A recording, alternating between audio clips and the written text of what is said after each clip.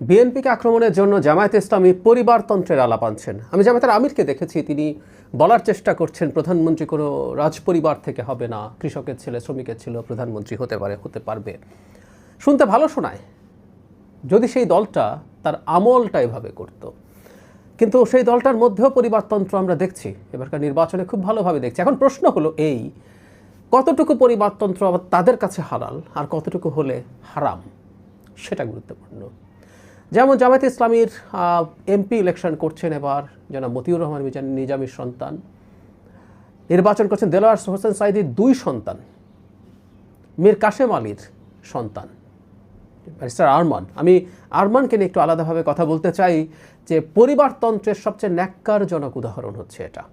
বাংলাদেশের ইতিহাসে এরকম নেই বলে আমি মনে করি।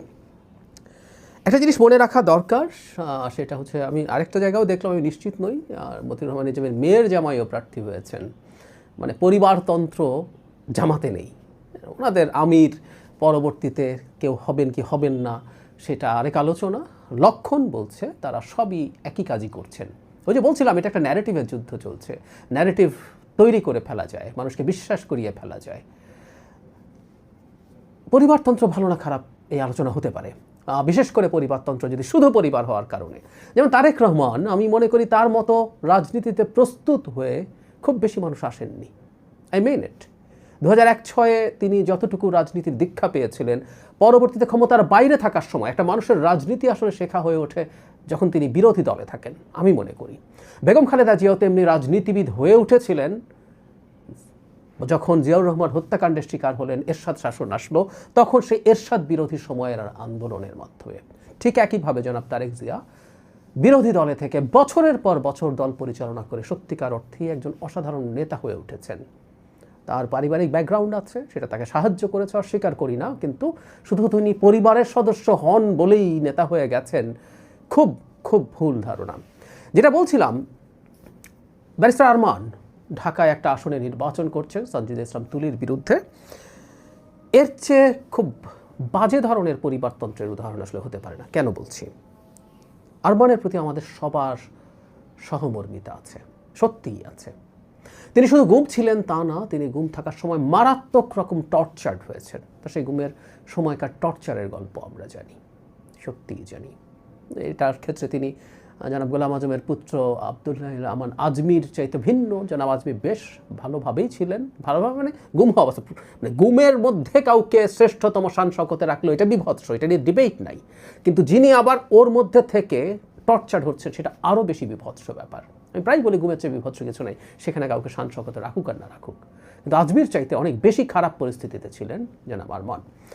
তার মেন্টাল ট্রমা, পিটিএসডিও হতে পারে, সম্ভাবনা আছে খুবই। PTSD, post traumatic stress disorder, খুব সম্ভাবনা আছে। মানে উনি মানসিকভাবে সুস্থ হয়ে উঠতেও তার অনেক সময় লাগার কথা, এবং এই এন্টায়ার সময় উনি দিন রাতের হিসাব করতে পারেননি, দেশে কোথায় কি ঘটেছে কিছুই জানেন না। সেই মানুষটাকে মনোনয়ন পাওয়ার যোগ্য? তার প্রতি সব সহানুভূতির পরও এই প্রশ্ন করছি।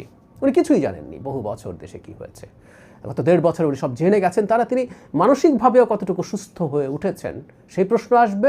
তার উপরে ওনাকে এই অবস্থায়, কয়েক মাস আগেই জামাত তো তার প্রার্থিতা চূড়ান্ত করেছে, বেশ আগে, কয়েক মাস আগেই নির্বাচনের মাঠে নামিয়ে দেওয়া হয়েছে, জাস্ট মানুষের সিম্প্যাথি ব্যবহার করে নির্বাচনে জেতার জন্য। এবং অবশ্যই জনাব আরমানের বাবা ধনাঢ্য ব্যবসায়ী মীর কাশেম আলী জামাতের গুরুত্বপূর্ণ নেতা ছিলেন, এবং তিনি জামাতকে প্রচুর ফাইন্যান্স করতেন, এই ধরনের কথা প্রচলিত আছে। সেটা হতেই পারে, থাকতেই পারে। তো জনাব আরমানকে মনোনয়ন দেওয়ার মাধ্যমে পরিবারতন্ত্রের এক চূড়ান্ত দেখালেন জামাতে ইসলামে। অন্যগুলো তো আছেই, এটা চূড়ান্ত। মানে উনি জামাতের কী কর্মকাণ্ডে জড়িত ছিলেন, উনি জামাতের কোন পদে গেছেন, কি জানেন উনি দেশ সম্পর্কে, কি পরিস্থিতিতে ছিলেন।